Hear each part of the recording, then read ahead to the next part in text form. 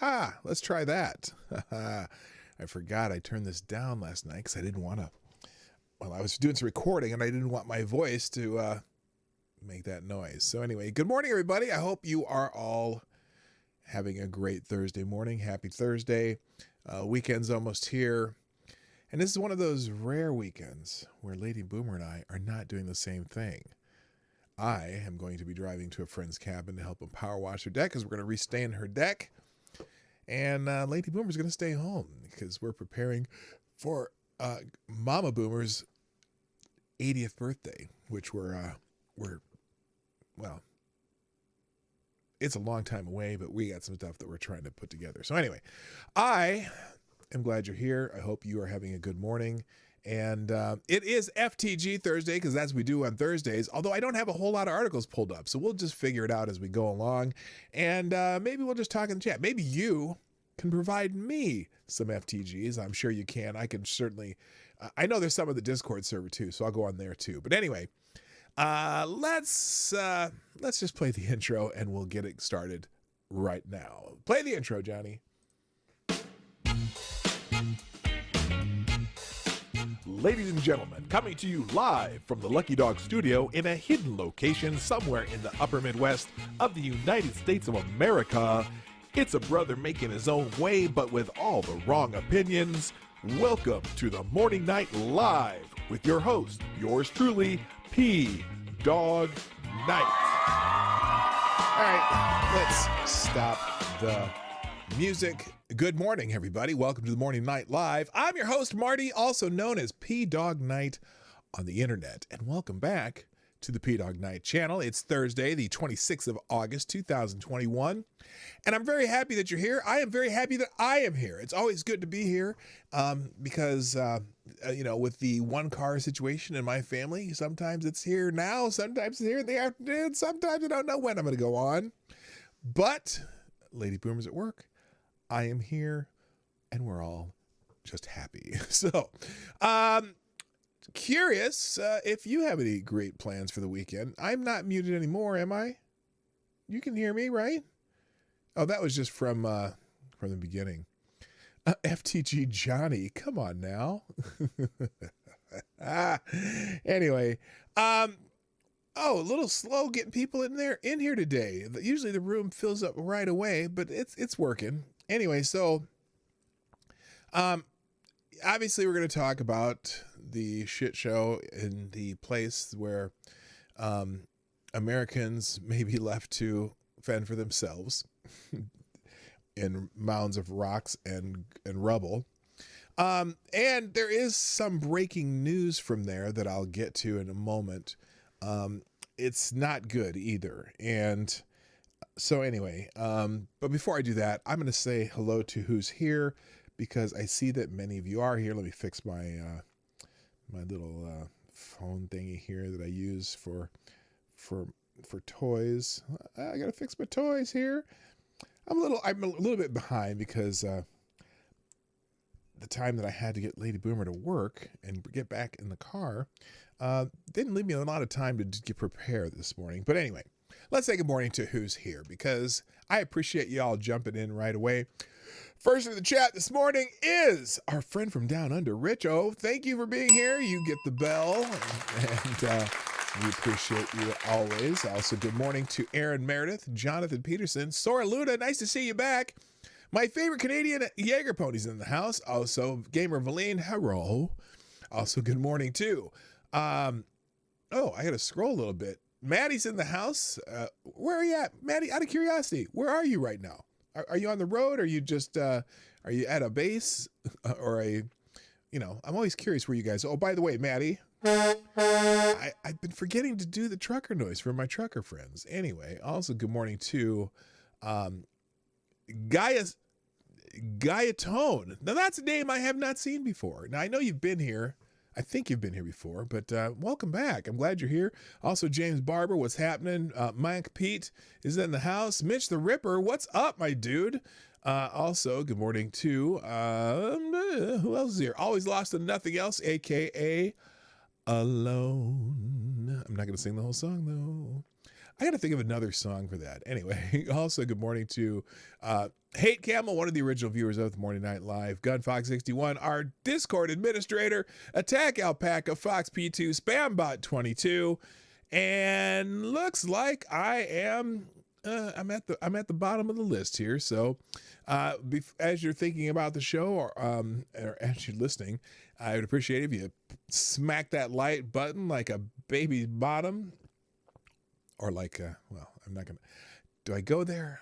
Like, nah, never mind. You're parking for a 34-hour reset in Georgia. Oh, good Lord. Well, good luck there. Drive safely as you always do. And by the way, you know what to do the next time you come to the Twin Cities. Okay, so what was I talking about? I already forgot. Holy shit, I'm having a Biden moment here. Anyway, weekend plans. If you got any great weekend plans, let me know. Like I said, I'm going to be up in Northwest Wisconsin, power washing a deck and staining it. Although I probably will get at a round of golf while I'm up there. The other thing too is later today, I'm finally going to be posting the video on my other channel. Marty's Big Journey, where this particular time we went to a little town called Dundas, Minnesota, and found out what was cool in it, because that's kind of a hobby that Lady Boomer and I have. The only thing I didn't add is there's a little waterfall. We went down there the next day again, and went and checked out this little park that has a waterfall and whatnot. But that video is going to be up to date, and then I'm also going to have probably 2 more videos out in the next 7 to 10 days, because we've been going to car shows lately and just checking out cool cars. And so we've been doing some video just talking to people about their cars. We found a couple things that I had never seen before. And so watch for those videos too on my other channel, Marty's Big Journey. I might put it's in the link. It's linked in the description down below. That the other places you can find me. And then I'll also have clips on Instagram and YouTube Shorts that'll direct you to those to those videos as they come up. So hope you enjoy those. Those are just more fun stuff. As far as videos go, I think I'm going to get away from the current events and politics, since I do that here for at least 90 minutes Monday through Friday, and sometimes it's just overkill to make videos. If I may eventually do more clips, but oh good God, yeah, okay, I'm gonna get to that, Gunfox. I just happened to have that article pulled up. That happened just at least it just popped up a few minutes ago. In fact, let's go ahead and get to that now, because I just caught this. This is literally from, less than an hour ago. This article popped up on the Washington Examiner, and I'm sure it's in other places. In fact, I'm going to see it. It'll be interesting to see if it's on Twitter. Normally that kind of stuff pops on Twitter. But anyway, there was an explosion at the Kabul airport gate hours after severe terror threat warning, according to the Pentagon. They've confirmed that the Abbey Gate of the Hamid Karzai International Airport in Afghanistan was hit by an explosion on Thursday. The Pentagon confirmed the explosion follows several defense official warnings on Thursday about an imminent threat at the airport, where evacuations have been underway for Afghan refugees and the U.S. citizens still in the country. Interesting that the Washington Examiner mentions the Afghan refugees before U.S. citizens. Not that I don't want them all to get out, but right now our priority needs to be the Americans.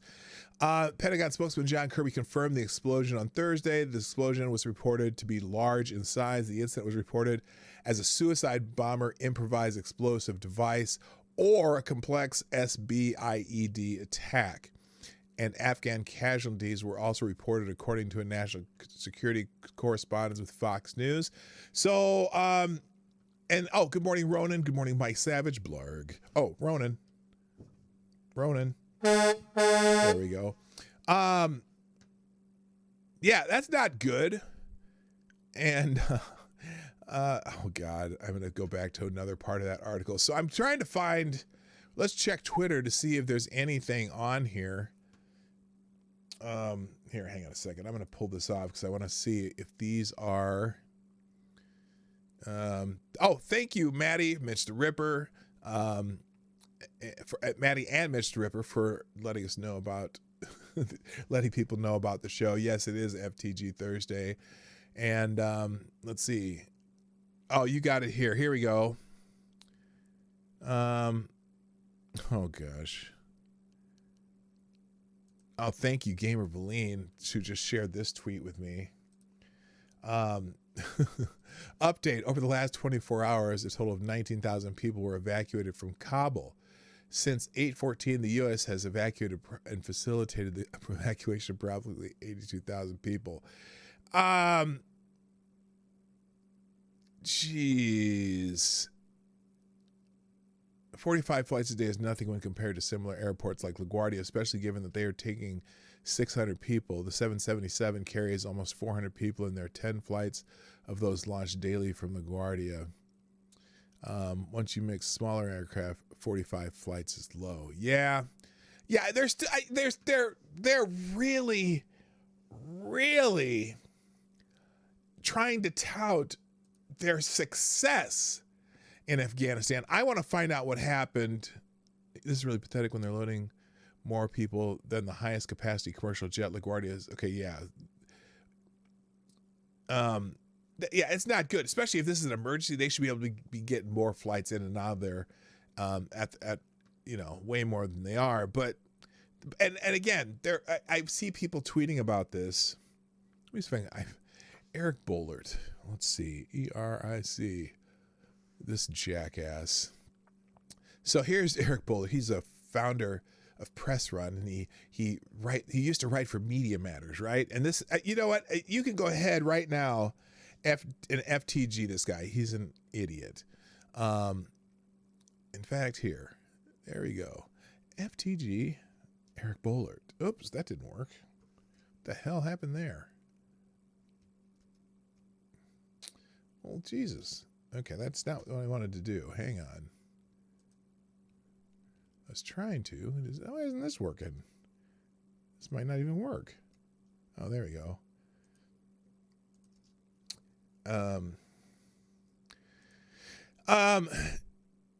He keeps tweeting about how the media is not giving Biden a fair shake on this. In fact, here's one of his stupid tweets from this morning. This guy's an idiot. Media 2 weeks ago, Kabul is just like Saigon. Fact, just 7,000 were evacuated from Saigon. Media today, U.S. must evacuate 250,000. Okay, and they're saying, let's say that we've evacuated 83,000 people, right? Again, Saigon is under gunfire and whatever, but also it wasn't just in Saigon that they were evacuating people then. Now, from Saigon, yes, there was like 7,000 evacuated from there, but they also had two other places. The total was like, I want to say another 40,000 were evacuated from another location at the time of the fall of Saigon.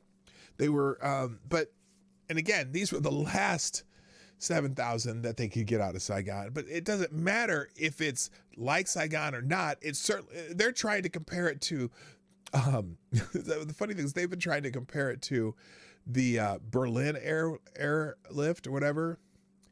And, it's just an incredible shit show. So, and there's an article in New York Magazine, why the media is worse for Biden than Trump. Well, I can tell you without even reading the article, the reason the media is worse than Biden, or for Biden than Trump. Because they've been constantly kissing Biden's ass continually. From the time he decided to run for president, they've basically, pumped him to be this savior of the world, and he's an incompetent boob. So when you try to make him to be the best thing in the world, and he turns out to be an incompetent boob, it really shows. You can pump him up all you want, but when you realize that he's just a complete lost puppy, not knowing what the hell he's doing, then it's easy to see. When you constantly rip on somebody and make him out to be the worst person in the world, worse than the guy with the funny mustache. And he turns out to be okay, or actually pretty good, or actually way better than the sundowner that we have in office right now. Yeah, an opposition media makes themselves look stupid and makes the person they're praising look terrible. So yeah, let's find out what this. I want to read this article, and then we're going to find out more about the. We'll learn more about the breaking news here. So this is from New York Magazine. Why the media is worse for Biden than Trump. By Jonathan Chait.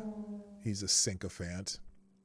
Over the last week, the media has hammered Biden with relentlessly critical coverage of his pullout from Afghanistan, resulting in noticeable drops in his approval rating. Put aside for a moment whether this reflects failures by Biden or biases by the media. Biases for what? You mean biases for cleaning his taint with their tongue? Good Lord. One conclusion we can draw is that this sort of dynamic is a regular feature of Democratic presidencies and, as the Trump administration showed, a near impossibility during Republican ones. Oh my gosh. Thank you, Gamer Valine. First sponsor of the day. Greatly appreciated. With a 999, we got the Herman Cain donation. 999. Who says around 500,000 were evacuated from Manhattan by boat in 9 hours on September 11th. There was only one Coast Guard ship on scene managing the civilian boats that answered the call. So yeah, so it's definitely possible. So thank you, Gamerfleet. That's a very good comparison. Yeah, they evacuated 500,000 people in less than a day. They can do it. Okay, they can certainly. Of course, I don't know the configuration of the Kabul airport. Like how many? There's got to be room to put several planes on the ground and have them in constant motion. You know, it's not like just there's this, one way in, one way out. They got planes come in this way and go out this way, and they taxi this way so they can coordinate the flights and the whatnot. Anyway, thank you again, Gamer Valine. You're greatly appreciated. So anyway, what? Let me read this sentence again so you can get a good laugh. One conclusion we can draw that this sort of dynamic is a regular feature of Democratic presidencies and, as the Trump administration showed, a near impossibility during. That's because they do nothing but criticize Republican presidencies. They constantly, oh my God. But wait, you're thinking, didn't the media hound Donald Trump for 4 straight years at least as hard as it has hounded Biden over the last week? He's going to lie and say they didn't. Well, sort of. The mainstream media certainly gave Trump harsh and even overtly hostile, overtly. Now, Chait is not going to say overtly hostile coverage, but the mainstream media only describes roughly half of the media landscape. The other half of the media is a right-wing messaging apparatus that makes no effort to follow traditional journalistic norms. Oh, the mighty, super powerful right-wing media. That's what it is. Yes. As if the left-wing media, let me rephrase that. The media doesn't have its tongue firmly, up Biden's asshole.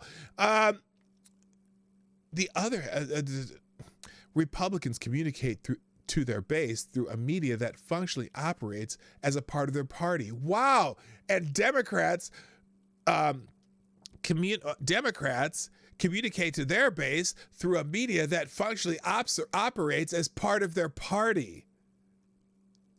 See what I did there? But he says Democrats communicate to their base through a media that still exerts substantial independence. Why is my X button not working? Pissing me off. Hang on a second here. Oh, there it is. Never mind. It's kind of pissing me off. Let me try that again. Okay, there we go. If you want to understand the strange difficulty that Joe Biden's... Oh, wait. I got to warn you here. Right now, I'm warning you. I am warning you, and I am warning you very specifically. Let me take my little sip of hang on a second. By the way, I do have my cup of reparations with me. It's right here in the Trail Stop cup, and I'm going to take a drink now, and I would suggest you take a drink now and then swallow it before I read this next sentence. It's very important because you might, I'm warning you right now.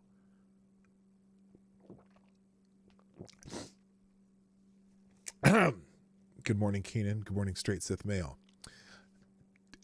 Have you swallowed whatever you're drinking right now? If you want, I'm warning you, swallow that right now. That's what he said. If you want to understand the strange difficulty that Joe Biden's sane, competent administration has in yielding measurably higher approval than Trump's insane, incompetent presidency, the asymmetrical relationship between the two parties and their respective media environments is the most important place to start. Oh, he's going to bitch about the right-wing media.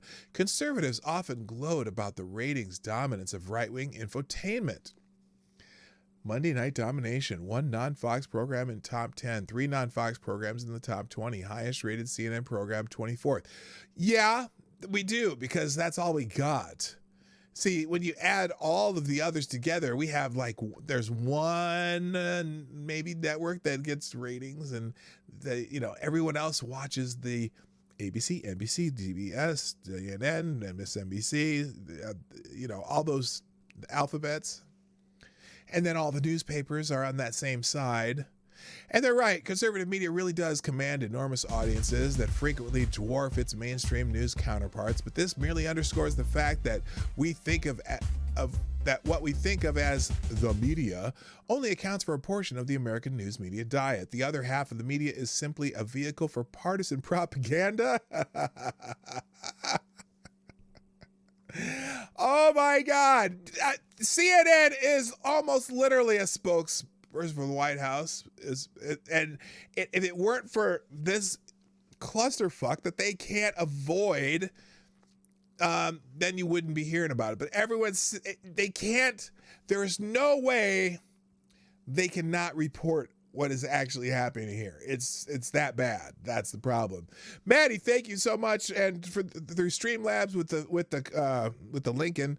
And Maddie, you are the new Streamlabs Superstar sponsor of the day. I'm sorry for our Streamlabs sponsors. Thank you very much. You're effing up when CNN is calling you out on your bullshit, which they are in regards to the evacuation. True and true again.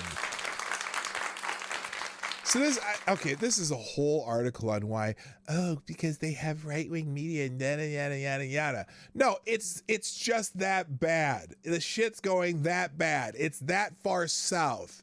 All right, let's see if we can find out what the hell's going on in Afghanistan right now. I'm going to go into the news tab, see where the breaking news is. Okay, it's not there. This is incredible that this is not a top story right now.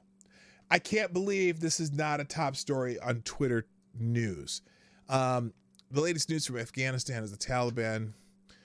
Let's see, the Taliban's takeover in Afghanistan continues following the collapse of the Afghan government in August. The Taliban spokesman says they want all foreign evacuations to be completed by August 31st, and they will accept no extensions to the deadline. Stay here for the latest. Okay, that's not the latest. Here we go. The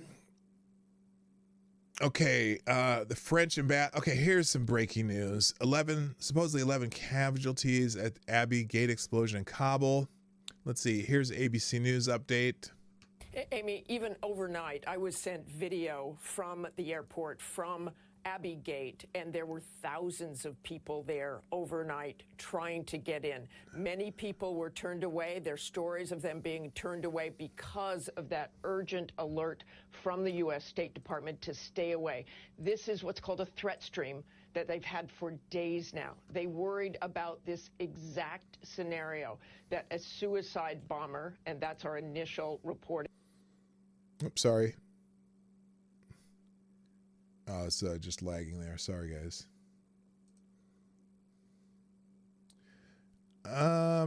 Okay, that, for whatever reason, that is not coming through. So let's check. We'll get more information here in a minute. As soon as I can. Oh, is my computer screwing up here? Maybe. Here, I'm going to come back to you here. Let's see if I can refresh Twitter here.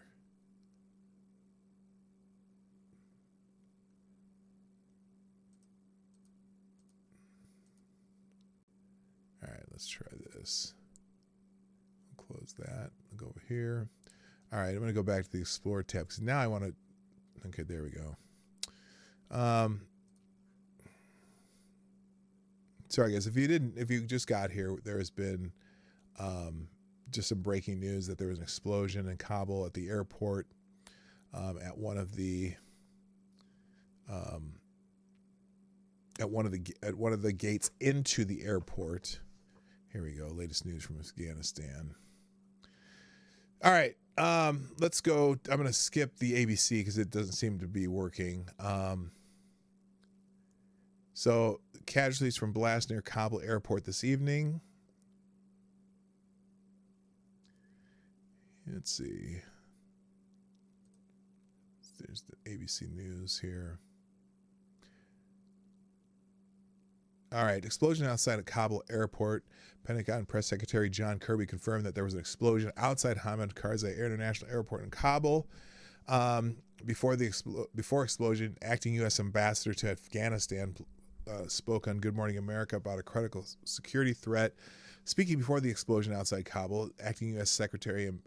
Ambassador to Afghanistan Ross Wilson on the ground in Kabul told ABC Good Morning America on Thursday that the threat that prompted the U.S. Embassy to warn citizens to leave the airport on Wednesday was clearly regarded as credible, as imminent, and compelling.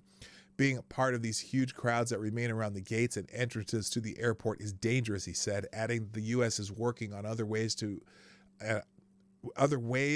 on an individualized basis to assist them in getting to the airport in a safe and secure manner. And here, they have a report as Americans race to escape Kabul. Let's see here. All right, let's see.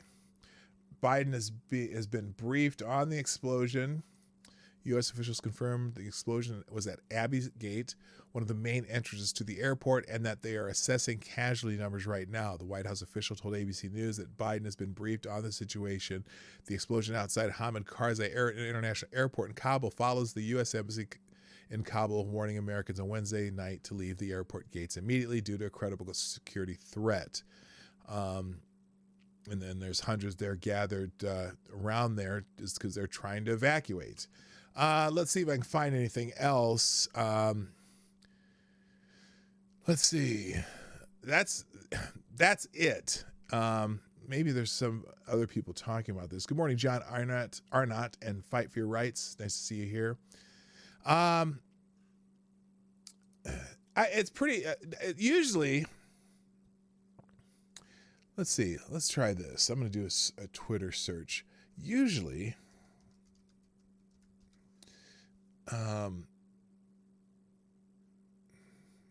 Afghanistan airport. Yeah, usually Twitter's all over this. Let's see. Jennifer Jacobs, she's a senior White House correspondent for Bloomberg, just is confirming the explosion near the airport. That's it. France's ambassador says a second. Excuse me, I'll put these on the screen. France's ambassador says a second explosion is possible and warns get away from airport gates quickly. CBS 30 minutes ago, the Pentagon confirms there was an explosion, but it doesn't seem they have any other news. Here, let's look at the BBC article here.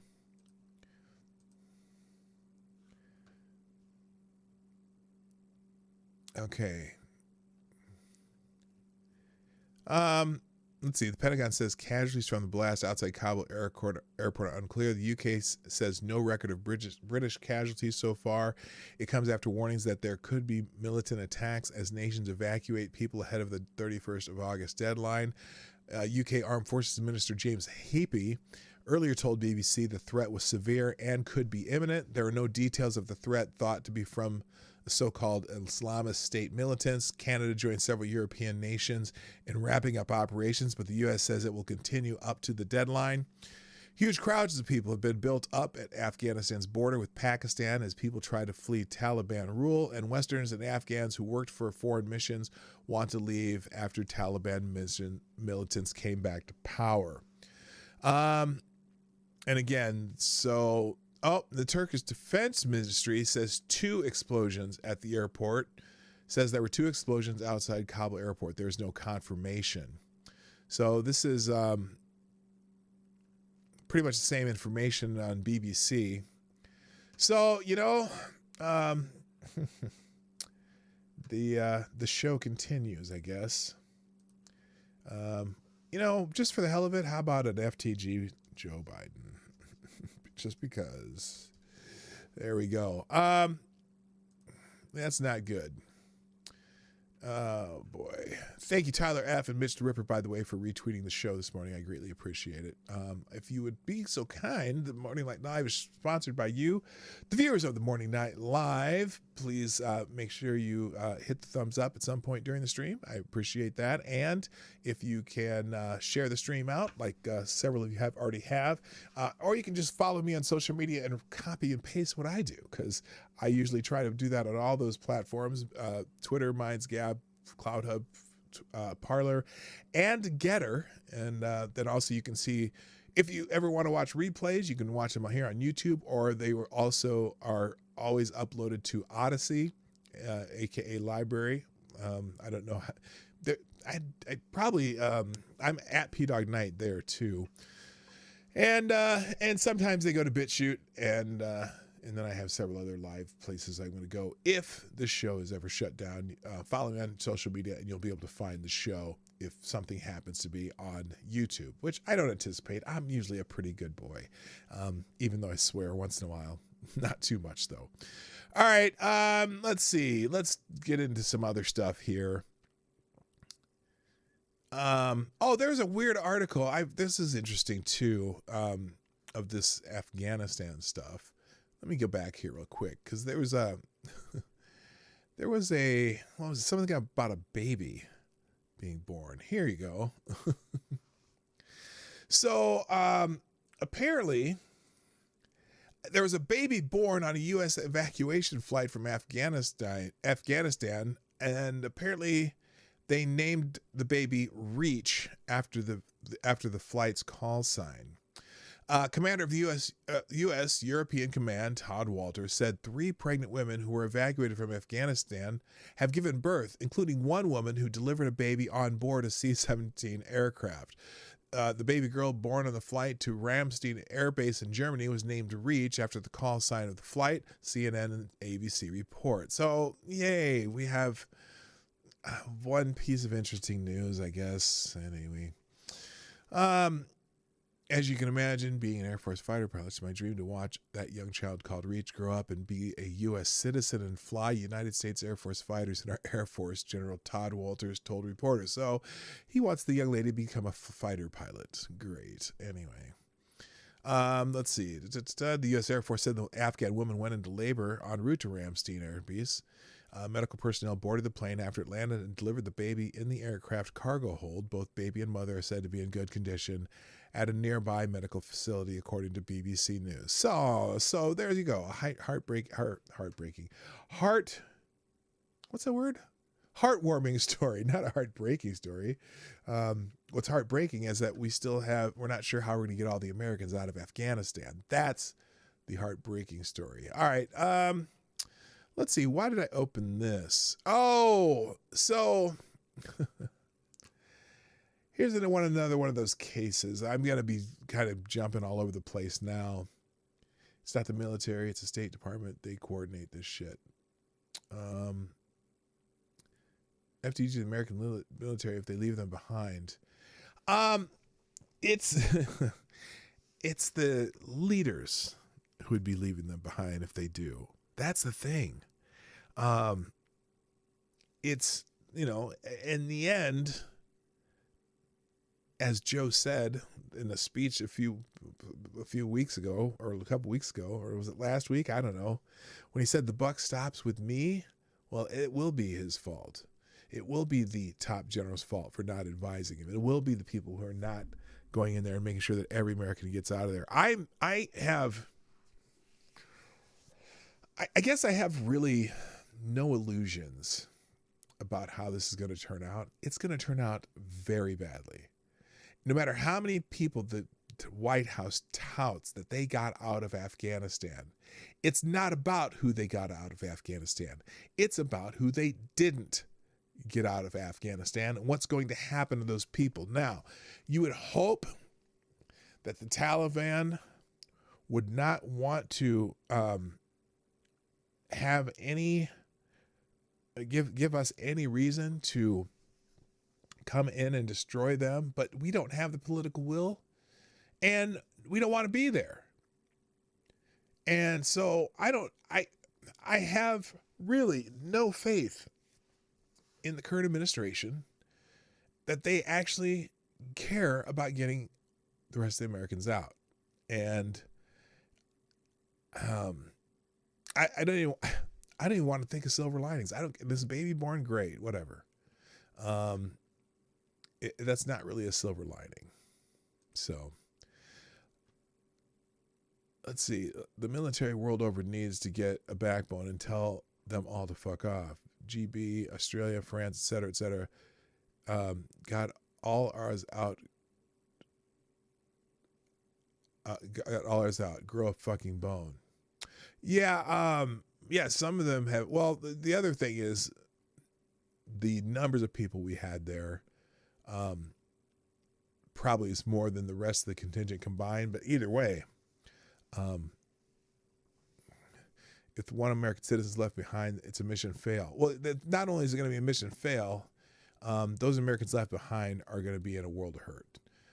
I anticipate the Taliban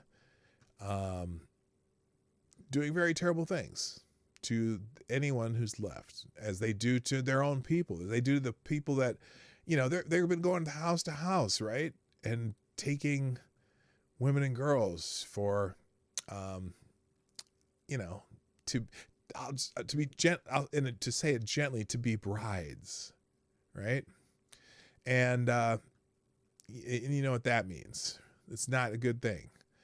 Why is this not coming off my screen? Please get off my screen. Anyway, so let's go on to something else for a minute, because this is kind of wild. And, it's, in a way, it's anecdotal, but it's only anecdotal because we're probably not hearing every story. But here, and I can't get this to fit on my screen here. All right, let's move over to the 19 news. So apparently this news reporter in Denham Hitchcock, or this news reporter, his name's Denham Hitchcock, is rushed to the hospital with extremely rare inflammation of the heart after getting the Pfizer stupid 19 jab, but still urges Australians to get stabbed so borders can remain open. Channel 7 reporter, Denham Hitchcock, okay, here we go. 7 News reporter Denham Hitchcock is suffering from a heart condition as an extremely rare side effect of the Pfizer 19 Fauci juice. The investigative journalist said he has pericarditis, inflammation of the sac-like tissue that surrounds his heart that holds it in place and helps it function. Hitchcock claims the condition was caused by his first shot of the Pfizer juice and called on the government to keep your damn promise on opening up the world, because they're fucked over in Australia. Maybe some of my Australian friends in the chat can attest to that. I've battled over whether to send this post from hospital or not, but decided after 27 years of being a journalist whose primary goal is to discover the truth, it would be hypocritical not to, he wrote on Instagram. I'm not anti-vax, but I'm really not pro-vax either. I'm pro-choice and pro-information. To make that choice, probably a little late to hospital, but here I am, diagnosed with pericarditis or inflammation of the heart due to the Pfizer juice. Extremely rare, safe and effective. Exactly. Hitchcock made the post from his hospital bed in Gold Coast University Hospital on Thursday morning, 25 days after he received the juice. He said he was first experiencing a racing heart, pins and needles, dizziness, but continued on thinking they were normal side effects. After 3 weeks, he was still suffering from severe symptoms, including sharp chest pains, chills, and dizziness had become extreme. Hitchcock, whose Instagram is littered with pictures of him being active, participating in extreme sports, and showing off his trim figure, said the condition was not being spoken about enough. Since being here, I've contacted health professionals I know in Sydney, and while it's rare, it's certainly not isolated, he said. One hospital had well over a dozen cases like me. There goes a... Wow. One hospital in one town... in one state, in one country, in one continent. 12 cases in that one isolated place. Interesting. I know that they're not telling us how many of this is going on. And look, it is rare. It's absolutely rare. But it is a side effect. And maybe they need to figure out what risk or who's at risk of this. Wow. Anyway, pericarditis and myocarditis have been observed in an extremely small number of people after receiving mRNA juice, of which Pfizer is one.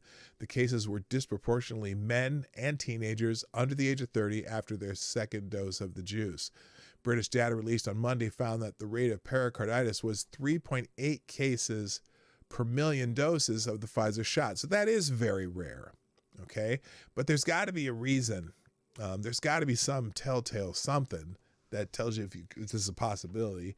And the rate is higher from the Moderna juice at 13 cases per million, which Prime Minister Scott Morrison announced he has ordered to arrive in the country before the end of the year. Yes, we've had a lot of Moderna here. In fact, I think Lady Boomer did the Moderna juice.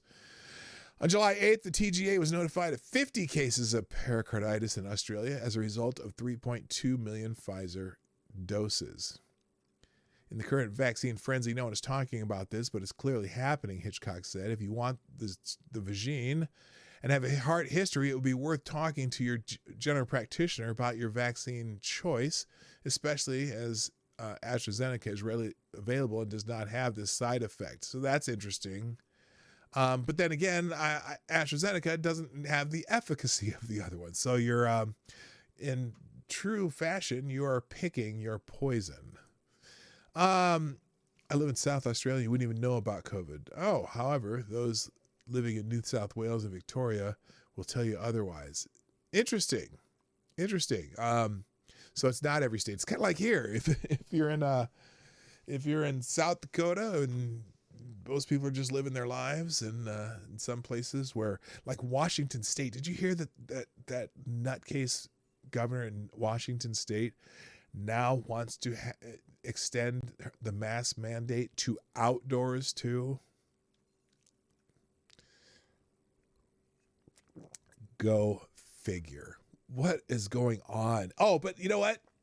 But then she wants to extend the mask mandate to even outdoors, but not until after Friday. Now, what is so magical about Friday? If this was so important, I said this when Lori Lightfoot waited till after Lollapalooza to enforce the new Chicago rules because, well, Lollapalooza is a lot of money for the city of Chicago, right?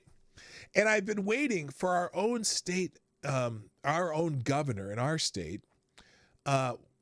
Inslee, not that woman that created Inslee. Yeah.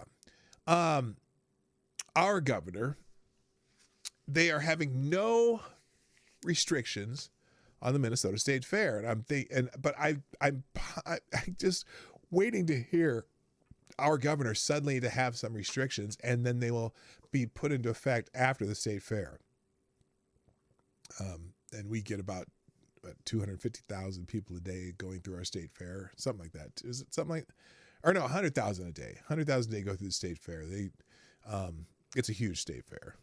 Anyway, we're not hearing about these severe side effects, even though they are rare. We're not hearing about them at all. But then you hear about every single rare case of a child who may be hospitalized due to this, which is probably just as rare. It's just a strange dynamic. All right. Let's see here. Hang on a second.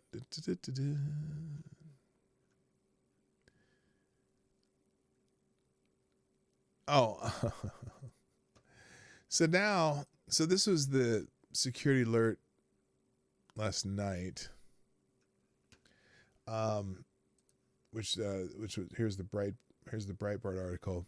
Security alert: U.S. tells stranded Americans in Afghanistan to avoid Kabul airport or leave immediately. The U.S. Embassy in Afghanistan issued a security alert advising stranded Americans to either avoid the airport in Kabul or to leave immediately if they are waiting at the gates because of security threats outside the gates of Kabul airport. We are advising citizens to avoid traveling to the airport and to avoid airport gates at this time unless you receive individual instructions from a U.S. government representative to do so, the embassy announced. So this was, this article from Breitbart was, when was this? This was yesterday, late in the evening, or yesterday in the afternoon. U.S. citizens who are at Abbey Gate, Eastgate, and Northgate now should leave immediately. Embassy further advised that stranded Americans take the following precautions. Be aware of your surroundings at all times, especially in large crowds. Follow the instructions of local authorities, including movement and restriction related to curfews. Wait a minute. Local authorities? Aren't the local authorities the Taliban? Have a contingency plan for emergencies and review the traveler's checklist. Monitor local media for breaking events and adjust your plans based on new information. Enroll in the Smart Traveler Enrollment Program to receive alerts and make it easier to locate you in an emergency. Follow the Department of State and Facebook on Twitter. Follow the Department of State on Facebook and Twitter. Oh my God. Yes. So that was the warning they were giving out yesterday from the State Department and the airport. Let me see if there's anything. Let's see here. Oh, what is this?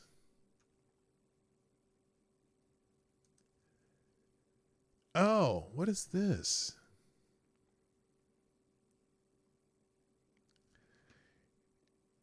So this is Travel State Gov. Thank you, Gamer Verleen, for sending this to me. And this is just a question on the State Department website, I believe, about Americans who are traveling other places.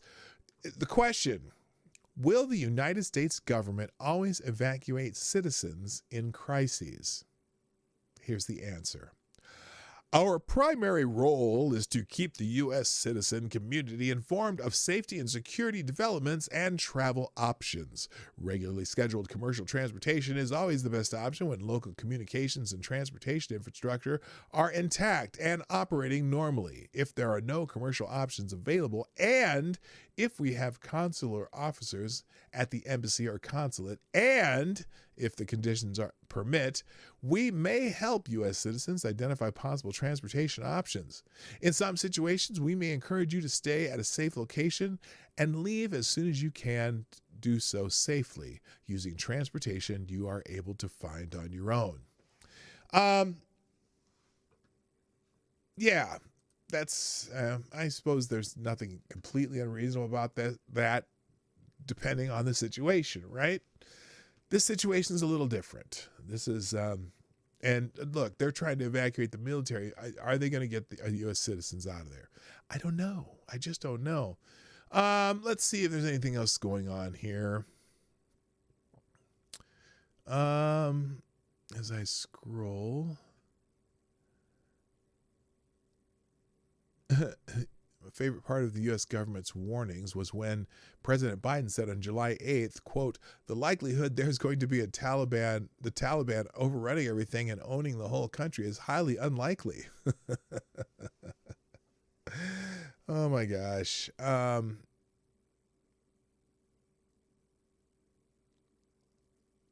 What?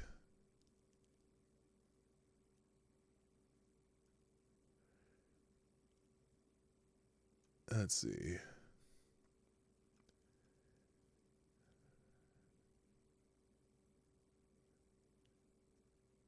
Oh no. Trump supporter just took a Bill and Hillary's beach picture. I don't want to see that. I sure as hell don't want to see that. Okay, so in West Berlin we have freedom and rock and roll. Life must be like East and West Berlin with lockdowns. Totally different feelings, and it will be exciting once the East Berliners break through. You know, that's interesting because Lady Boomer and I were talking about that on the way to work today. How long are people in these countries and states with these crazy lockdowns, how long before they just go, I don't know, I'm just going to say full Che Guevara, but before they start actually rebelling against this shit, especially people, younger people. And they're doing everything they can to scare you with this, you know, with the stupid 19 and the lockdowns and stuff. But there's got to be a point where we just say, no, we're not going to do what you tell, you know, fuck you. What's that thing, the Rage Against the Machine? Fuck you, I won't do what you tell me. Fuck you, I won't do what you tell me. Fuck you, I won't do what you tell me. I mean, there's got to be a point. Did you see a picture of Bill Clinton with a rock in his hand next to Hillary on the beach? No, that's what this, let me see. I'm going to pull up this article now because I haven't seen it. By the way, just this, as it just, this is a given. So here is some pictures of Bill and Hillary Clinton at the beach. This is, I'm afraid to see this actually. So there's one, Bill kind of glaring down. Let's see. Did he not even put the pictures in here? He wrote an article about it. Why are there no pictures? Oh, here we go. I wonder if he's thinking, should I push her in? And then let's see. Okay, where is this really all there is? Is this the big hubbubaloo?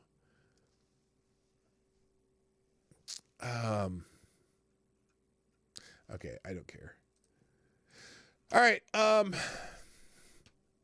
As I told you, I wasn't quite as prepared today, but here we go. So here's an interesting figure though. And this might annoy you because they're touting all the people they've gotten out of Afghanistan, right? That's all that at least that's the White House is doing. The White House is like, oh, we got 82,300 people out of Afghanistan. This is exactly how we wanted it to work, and it's a perfect plan, and no one's did anything wrong, and 83,000 of all the people that got out of Afghanistan. So when we think of the American military and the American people getting 83,000 people out of Afghanistan, you'd think, oh yeah, I bet that's mostly Americans, right? It's gotta be. It's all those people they got out, and they're touting it, and they're very proud of how many people they got out. And well, not so fast. Only 5% of people evacuated from Afghanistan by the U.S. are the American. Let me repeat that because I stepped over my punchline. Only 5% of people evacuated from Afghanistan by the United States are Americans. Now, let's try that again. Only about 5% of the people the United States has evacuated from Afghanistan are Americans seeking safe passage home. More than 83,200 have been airlifted from Kabul since the government's collapse nearly 2 weeks ago, but the Pentagon says that as of Wednesday, only 4,400 Americans were rescued in those evacuation operations. 4,400. That's all. President Joe Biden previously promised to get out the Americans who are left in Afghanistan and subject to the Taliban's rule. But so far, our own citizens do not appear to be the priority. The State Department also confirmed that a majority of the people whisked away on flights from Kabul are not U.S. citizens. On Tuesday, Politico national security reporter Alex Ward reported leaked numbers indicating that in just 15 hours on August 23rd, the United States evacuated approximately 6,116 people, approximately, from Afghanistan. Only 483 of those were American citizens, while the rest were Afghan nationals. Great. While estimates suggest that thousands are still stranded in Afghanistan following the Taliban's swift takeover of the capital city, the Biden administration still refuses to disclose just how many Americans were left behind. The administration's, not yet. They still have a few more days to get more, but, when bombs are going off at airports, it's probably less likely for people to try to get in through those doors. The administration's process for thoroughly vetting individuals coming into the United States from Afghanistan is also unclear. Oh, yeah, because they would have to show an ID, and you know what showing an ID is, right? That's crazy! Anyway, thank you, Gabriel Verleen, with another almost 5. People will rebel when they stop paying the leeches to stay home and let evictions start. Ding! Because come on, man. There's plenty of you who need to be going back to work. And oh God, that whole eviction moratorium, that's not legal. That the U.S. government has no business in having. I mean, look, I feel bad for a lot of people, and most, especially the landlords that maybe have 1 or 2 properties, and they just, this is just some of their income, and they're still having to pay for their house. But, and I'm sure that there are people willing to work stuff out, but to have the federal government tell me as an owner of property that I have to allow someone to live there rent free is just crazy to me, that they would even be able to do that. That's almost... someone help me out. What there's got to be something in the Constitution that says you don't have that power. I don't know, separation of powers. The 10th. Let's see. The 10th Amendment. I don't know. Can even the state tell you you have to allow someone to stay in your house? I know in California it's really hard to get to evict somebody already, but still. Anyway, polls indicate Biden's approval ratings are nosediving following his administration's botched exit from Afghanistan, but Politico reports that the White House and administration allies have begun aggressively touting the success of their evacuation efforts in the war-torn country, offering frequent updates on the number of evacuees. They framed the operation as historic, in line with the Berlin airlift, declaring that they're overperforming their own metrics, and trumpeted the president as defying expectations. Oh, really? You're defying expectations?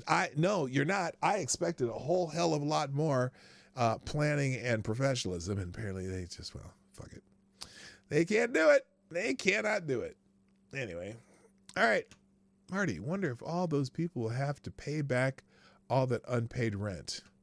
Yeah, that's the other thing. So you have this eviction moratorium. Okay, fine. You've got people who... The other thing that drives me nuts about that. So the government, who has all the money in the world, it's unlimited amounts of money, of course, it seems they think that. They paid people extra money when they for their unemployment, and some people were making more when they were unemployed than when they were employed, right? Right? So riddle me this. How is it that they couldn't pay their rent? They were getting more money than they were making when they were working. And they couldn't pay the rent. Now, I can understand if someone's, working a business to slow down your hours or less and and you're really fighting to, stay on top of things and, you work it out with your landlord. Look, we'll try to work this out. But think about this. The eviction moratorium, how long has that been going on? Is it been 8-9 months now? So you're not allowed to evict anybody. And now are those people who cannot be evicted paying anything? And after 8 or 9 months, if they haven't paid anything, but you're not allowed to evict them, is the government going to tell you that they can't collect the back rent? Because I guarantee you, if they work something out with their bank saying, hey, can we defer this loan, or can we, what do they call it? Not a deferral, what's it called? Anyway, if we defer this loan off, but that damn well they're still going to make you pay the loan, and some will make you get caught up. There was what was it? We when we were going to refinance our house, right? And Wells Fargo during COVID-19 had a program where they said, okay, we can defer your loan, right? You can take this X number of months to pay off if you have, you're losing hours and whatnot. And we were like, yeah, maybe we will. And then, but what they didn't tell you is that when you resume, okay, when you resume your loan payments, you needed to pay the entire amount for the time that you hadn't been paying them. They didn't just move back your final payment. They didn't just give you like a deferment and you didn't pay for these 3 months and then you start just paying the regular amount again, on and on and on, right? And then they would put those payments at the end of your loan. Oh no, no. Because when we found out that if we were doing that, we couldn't refinance the loan, we said, well, fuck it. We're not going to do it. We're going to pay our loan. And we had done 1 month of that deferment, right? And they said, oh no, you can't just pay the payment that is due now. You need to pay every payment that you'd missed. So fortunately we had enough money to, make 2 payments that month, because we didn't spend the money. We just were, whatever. We were taking the advantage of what they offered us. And so then we had to pay it. I'm wondering if in all these cases where the landlords aren't getting paid, and yet the people may have been getting the extra unemployment and then whatever, or they just were working, weren't paying the rent. And remember, not everybody who's about to be evicted is a victim of the stupid, as in the 19, right? They're just people, some people being evicted because they're shitheads. And they got a reprieve too, because there was an eviction moratorium. That doesn't mean just moratorium because of shitheads. It's for an eviction moratorium for non-payment. By the way, there was not a moratorium for other things. So, for example, if you caught people breaking the rules of your property or damaging your property, that type of eviction was still legal. Just an eviction moratorium on people who were late on payments. So anyway, when this eviction moratorium is over, are landlords going to be allowed to collect what they're owed for the months that they weren't being paid? It's going to be an interesting question. They're going to try to, they're going to find some way to legislate, and I that people won't have to do that. And so basically they're just forcing people who, and again, a lot of investment property people are maybe an old couple that, maybe downsized and decided to rent out their house, to make a little income in the retirement. Small time investors.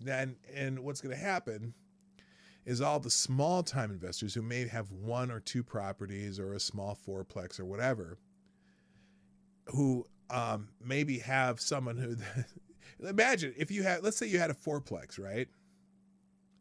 And 3 of the renters there were not paying you.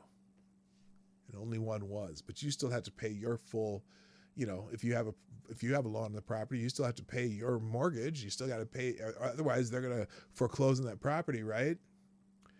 Or if you have 1 property and you're using it as some extra retirement income, and all of a sudden the federal government says, well, it doesn't matter if they pay you or not, you can't evict them. And let's say you did that for 9 months and you had to sell the property. Well, first, who are you going to sell it to? Okay. Now I know that, is it BlackRock? Aren't they buying up properties left and right? Bill Gates is buying a lot of farmland. Lots of Chinese companies are buying a lot of real estate in the United States. A lot of big companies are buying up these rental properties. So they're going to have a cornering of the rental market, and they're getting an asset that in theory can appreciate, and you're losing your ass if you're the small time owner who can't evict somebody. But here's something that I'm sure that somebody in this country has thought of, right? There is another kind of loophole to the eviction moratorium, in that if you sell your property, then you can evict the people in it because you're no longer going to be owning the property, right? I'm curious if any small investors, maybe sometimes there's some of these groups of people who are support groups and investor groups that share ideas about real estate and stuff. I wonder how many of these people who are maybe small time investment property owners, how many of those property owners have sold their properties to each other?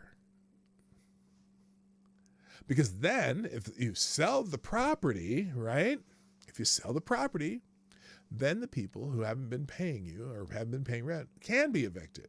They can be evicted by the new owner immediately. In fact, they can be evicted as you sell the property. I wonder how many of those people have decided, oh, fuck it, we'll get around this. I'm going to sell you my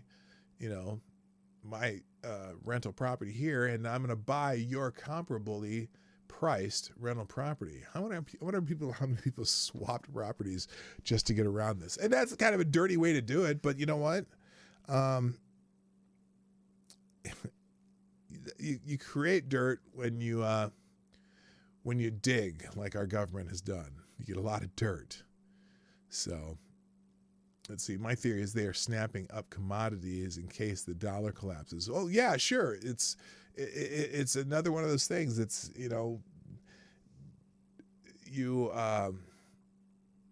know about commodities, but and the dollar's there's a good chance the dollar is going to collapse if we keep writing $1 trillion bills. So apparently too, so we had this infrastructure bill, right? And the Democrats are in the House are kind of adamant about trying to pass the bigger, the $3.5 trillion bill as opposed to the $1.5 trillion bill that came through the Senate. And that's just strictly an infrastructure bill. On top of that, they're looking at doing another $3.5 trillion. I think, is that just the general budget bill? On top of that, can you say Zimbabwe? They're just going to keep creating money out of thin air. Anyway, here's a funny story, more Kabul related. So the State Department now is saying that, move this so it fits, hundreds of Americans in Afghanistan don't want to leave. Marco Rubio says this is a lie. The State Department revealed in a series of missives Wednesday that hundreds of Americans are still in Afghanistan waiting to be evacuated. And while the precise number of United States passport holders awaiting rescue is up for debate, both the State Department and the White House noted that around 1,000 Americans may not want to leave the rapidly deteriorating country. Senator Marco Rubio fired back at the Biden administration later Thursday, snapping that the State Department's claim of Americans who want to remain in Afghanistan is a lie. As of Thursday, around 4,500 U.S. passport holders and their families have been evacuated from Afghanistan, but the State Department, 4,500 U.S. passport holders. That's what they said in the other article. 4,500. Oh, we've evacuated 82,300 people. 4,500 U.S. passport holders, which means there's probably another 8,000 or 9,000 in the country. 4,500 U.S. passport holders and their families have been evacuated from Afghanistan, but the State Department issued conflicting reports for how many Americans are estimated to be awaiting a rescue. Initially, the State Department estimated around 4,100 Americans are still waiting to be extracted. Thursday afternoon, Secretary of State Anthony Blinken said the number is closer to 1,500. As many as 1,500 Americans are still waiting to be evacuated from Afghanistan, and close to 4,500 Americans and their families have already been removed from the country, Secretary of State Anthony Blinken said on Wednesday afternoon, per Politico. Blinken also said the number of Americans in and around Kabul as of August 14th was about 6,000. He admitted, though, that the number of individuals needing rescue was fluid. The specific estimate number of Americans in Afghanistan who want to leave can go up as people respond to our outreach for the first time, and can go down when we reach Americans we thought were in Afghanistan but have already left, Blinken told news reporters. Well, brilliant. Oh, boy. What we are doing is carefully tabulating everything we have, cross-checking it and referencing it, and using different databases, Blinken added. We will have numbers for all those different categories in the days ahead. And after this initial phase of efforts is to bring people out of Afghanistan ends. Of those 1,500, 500 have been contacted and want to leave.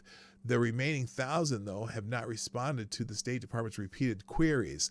Since the original military withdrawal began on August 14th, the State Department has sent more than 20,000 emails and made over 40,000 phone calls to Americans advising them how to leave the country if they wished, and providing other resources, the secretary said.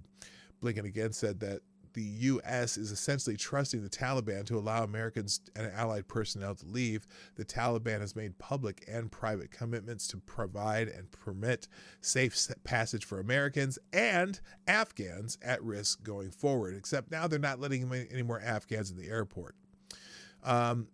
Rubio pointed out on Twitter, though, that it's not immediately clear individuals stranded in Afghanistan, particularly those unable to make it through Taliban checkpoints, have a reliable access to phones and email. That's what I'm wondering. I mean, I guess my only real overseas experience was going to Nigeria, right? And in Nigeria, the phone service in Lagos was pretty good. I mean, we were able to use phones there, no problem. As you got out into the country, not so much. And then we went more into cities, it was fairly decent. But I know that our phone service in the village was not exactly completely reliable. The cell service was pretty good. Although it's funny because you barely, the electricity went off all the time though. But it makes me wonder, first of all, how good is cell service in Afghanistan, are they relying on satellite phones, or what are they relying on to get that kind of communication to people? They're saying, oh, we've sent how many? Okay, again, it said how many emails? They've sent 20,000 emails. Okay, how reliable is the service where you get an email? You know, is it on smartphones? Is it over a phone service? Is it over is it over fiber optic cable coming through the entire country? Doubt it. Talk about a country that needs infrastructure. And 40,000 phone calls to Americans. Interesting. The State Department admits 4,100 Americans remain in Kabul alone, but claim that some are deciding not to leave. This is a lie. Taliban isn't allowing American women through their checkpoints without a male guardian and are blocking non-citizen families members of U.S. Citizens. Now, that's the other thing. I forgot about that possibility. So the Taliban's not allowing American women to travel without male guardians with them. Is that freedom that women are going to have under Islam? They're going to have they're going to have all the freedoms that you can have under Islam. He qualified it. Others have suggested the Biden administration's language indicating that those left behind have selected their fate is setting the stage for the administration to wash their hands of America's trapped and killed in Afghanistan after the troop pullout. White House Press Secretary Jen Psaki also appeared to lay the blame at Americans who have not been in contact with the Biden administration officials, telling reporters that, quote, there may be individuals who have not yet contacted us, end quote. Private flights are also now facing obstacles, per the Wall Street Journal. Once packed charters are now leaving with hundreds of empty seats, even as Afghans and allies crush together outside the wall blocking off the airport, begging to leave. And social media is awash in journalists. In journalists attempting to correct the Biden administration's assertion that everybody who wants to leave Afghanistan is able. Yeah, those pesky reporters. You know, that was the other thing. You know, when those two congressmen went over, one was a Republican, one was a Democrat, and they're both former military, and they went over there, and the White House and the State Department was just furious with these members of Congress. But was it part of it? Because what they came back and reported that it's just a complete, clusterfuck over there. I'm sure that's why they were really mad. Anyway, so holy smokes. All right, let me see if I can. There's tons of stuff about Afghanistan, but I want to move to something else. Oh, I'm going to skip COVID too. We had one COVID story. Oh, so remember that election audit that they were having in what was that, in Arizona? Kimberly would know about this. Remember that they had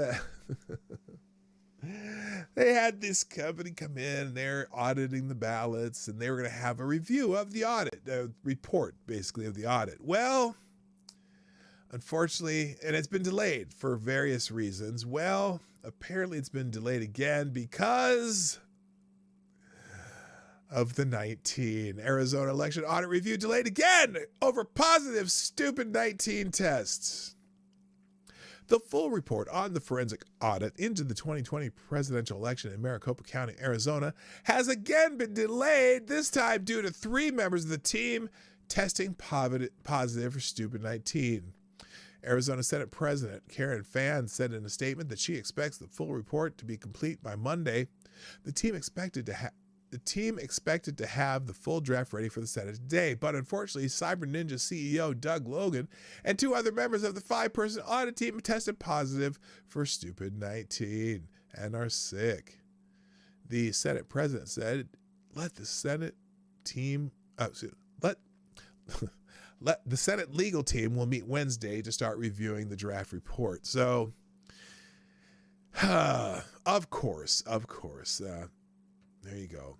Oh, Richo, or selected boy, who's leaving? Let's see, gotta go. Oh, Richo, I gotta go. Get up in like 4.5 hours to take care of everyone. Thanks for the show, PDawg. Take care, everyone. Richo, pleasure as always. Nice to see you here again. I missed you. Good to have you back. So anyway, yeah. So they're gonna postpone this audit because of the stupid 19. How convenient. Let's see. Let me do one more and then I'm gonna call it a day. I have some editing to do, and I have work to do too.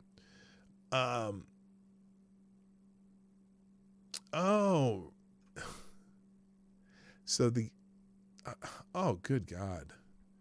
You know that Gascon guy in San Francisco, the DA? Well, he has decided that he is not going to oppose for parole for somebody who is quite infamous. Soros-backed L.A. George Gascon will not oppose parole for assassin who killed Robert F. Kennedy. Sirhan, who was convicted of assassinating Senator Robert F. Kennedy in June 1968, is eligible for parole. And L.A. District Attorney George Gascon will not send prosecutors to the parole hearing Friday, nor will he oppose parole. Sirhan, 77, was arrested on the scene after he shot Kennedy, who had just made a victory speech in the California primary at the Ambassador Hotel in Los Angeles and was exiting through the hotel kitchen. The murder shocked the world, given the fact that Kennedy's brother, President John F. Kennedy, had been killed 5 years before, and the fact that Dr. Martin Luther King Jr. had been assassinated in Memphis, Tennessee, just 2 months before, throwing the nation into turmoil. After his win, Kennedy had seemed likely to win the Democratic nomination for president on a platform of opposition to the Vietnam War. Instead, the party went down to defeat against Richard Nixon after a bitter convention in Chicago. And on the American left, the second Kennedy assassination was often been seen as the moment that the brighter future was lost. Oh, man. Today, with criminal justice reform a major motivating force in the Democratic Party and systemic racism a rallying cry, there are calls for clemency for Sirhan, a Palestinian immigrant who is not a U.S. citizen and could face deportation. Gascon was backed in 2020 over incumbent Jackie Lacey, the first black woman to serve in the role, and received millions of dollars from left-wing philanthropist George Soros, who has invested heavily in electing left-wing prosecutors around the nation, and it is wreaking havoc around the nation. So now I'm curious though. Sirhan, 77 years old. Wow. I guess I wonder, is he a danger to the world at this point? But I don't know why you would not oppose his parole. And basically this guy doesn't think anyone should be in jail. So I don't know. It's kind of weird. All right. Unfortunately, gang, I'm not able to go over at all today because of my schedule today. So, let's finish up talking about, hang on. Oh, by the way, I almost forgot. Where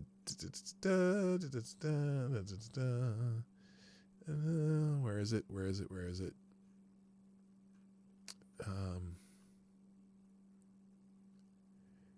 Let's see. There it is.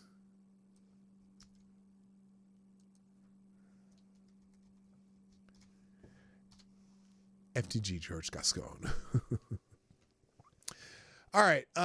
Let's just check the latest. I want to double check to see if there's any more breaking news on this situation in Afghanistan before we go. And then I'm going to call it a day. So I'm in the news tab here. Okay. Now we got, here it is. So again, multiple fatalities reported following 2 explosions outside Kabul airport. A Taliban spokesman confirms. Now they're talking to the Taliban spokesman. Okay. In a statement on Thursday, the Pentagon press secretary confirmed the two explosions outside. There were two explosions outside Kabul airport, where the rest of a complex attack that resulted in a number of U.S. and civilian. What resulted in a number of U.S. and civilian casualties? Now we're getting a little more detail. A Taliban spokesman confirmed 13 people, including children, have died. According to the BBC, one explosion was a suicide bombing near the closed Abbey Gate, where British troops had been stationed. The second explosion was close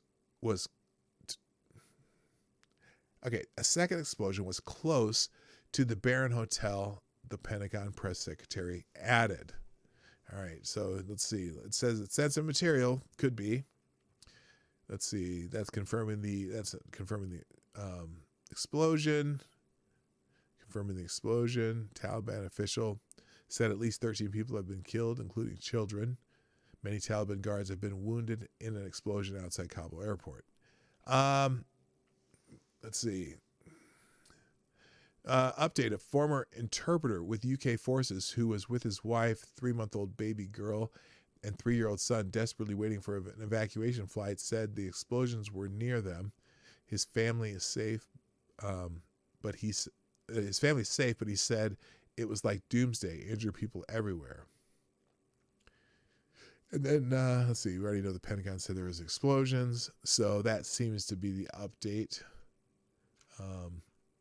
Let's see, check the Major General Chapman, I just want to update you and our viewers before we come to you that we're now hearing that 13 people...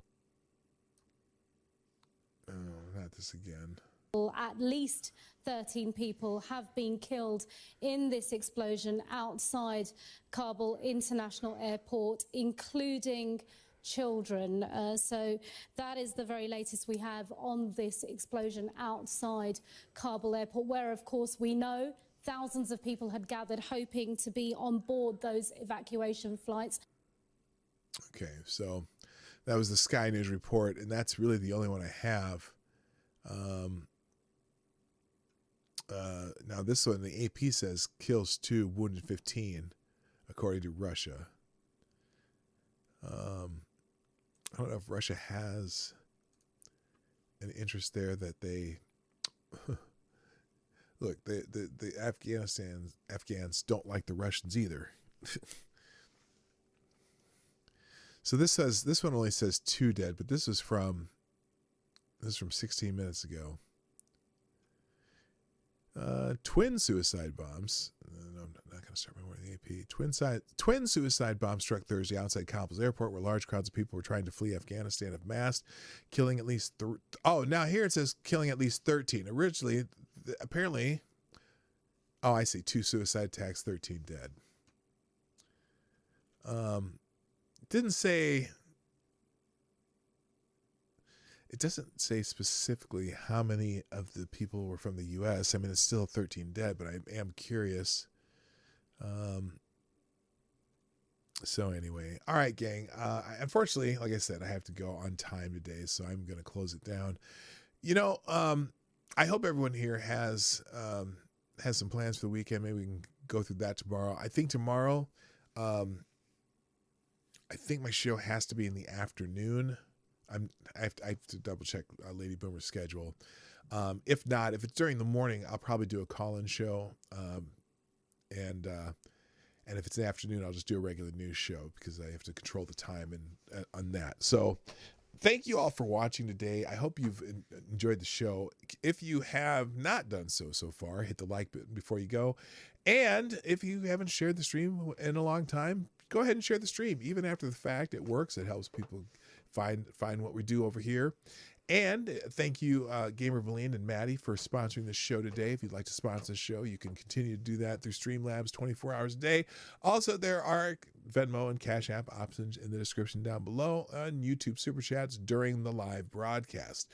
Thank you for those of you who have been doing that today and in the past. It greatly helps. Thank you for everyone who are with us in the chat.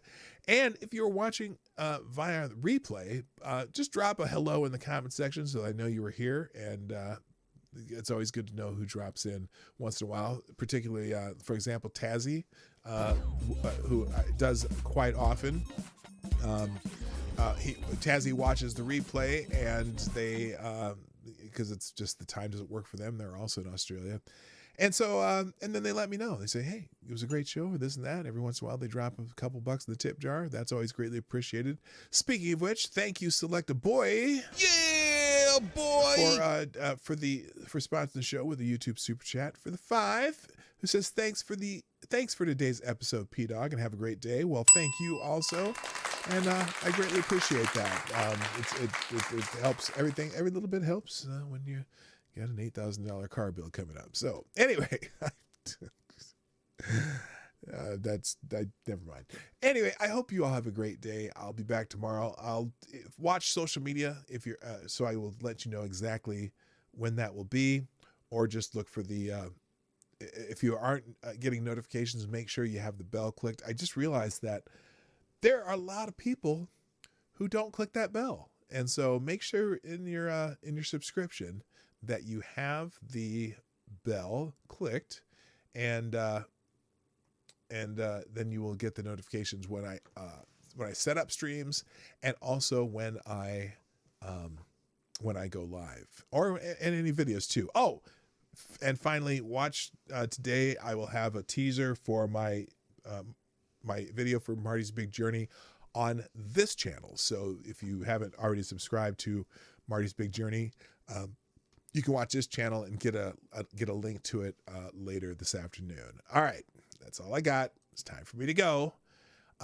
We'll see you tomorrow at sometime tomorrow. I was going to say same bat time, same bat channel, but it'll be the same channel, but it's not necessarily the same time. But we'll see you tomorrow. Have a great day. Thank you. My name is P.Dawg.Knight, and I'm out of here. Bye-bye.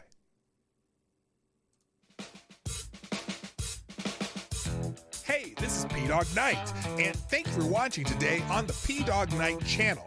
If you have an observation or remark you'd like to make about this video or my channel, I absolutely welcome you to write it in the comment section down below. I really look forward to hearing from you. And before you go, if you like what you saw but you're not already subscribed, please make sure you hit the subscribe button and definitely click that bell that pops up afterwards so you'll be notified when I post new videos or when we go live. I broadcast my live show, The Morning Night Live, Monday through Friday at 10 o'clock Eastern, 9 o'clock Central. A special thank you to all the supporters of this channel who share our videos on social media and who make donations through Streamlabs, YouTube, Venmo, and Cashapp, which are all linked in the description down below. Thanks again, and until next time, I'm P.Dawg.Knight, and I'm out of here.